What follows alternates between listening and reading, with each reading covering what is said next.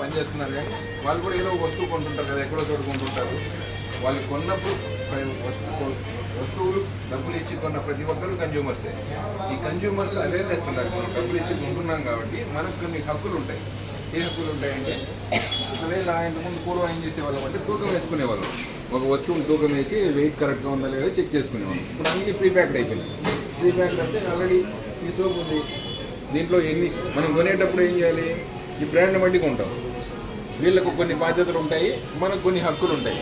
ఇది కొన్నప్పుడు దీని ఎంఆర్పి ఎంత, ఎప్పుడు తయారైంది, ఎవరు తయారు చేశారు, నెట్ క్వాంటిటీ ఎంత, అంటే ఎన్ని గ్రాముల సోప్స్ ఉన్నాయి దీంట్లో, ఎన్ని గ్రాముల సోప్స్ ఉన్నాయి, ఎప్పుడు ఎక్స్పైర్ అవుతుంది, తర్వాత ఏమైనా ప్రాబ్లం వస్తే ఎవరికి కంప్లైంట్ చేయాలి, అంటే కన్జ్యూమర్ కేర్ నెంబర్ అంటారు.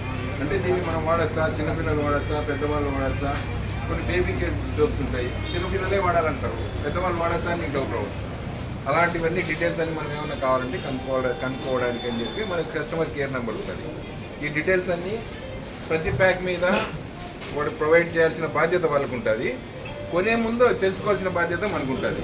ఎంఆర్పి లేకుండా కొన్ని వస్తువులు అమ్ముతుంటారు, దానివల్ల ఎవరికి లాసు, కానీ ప్రతి కన్జ్యూమర్కి లాసు.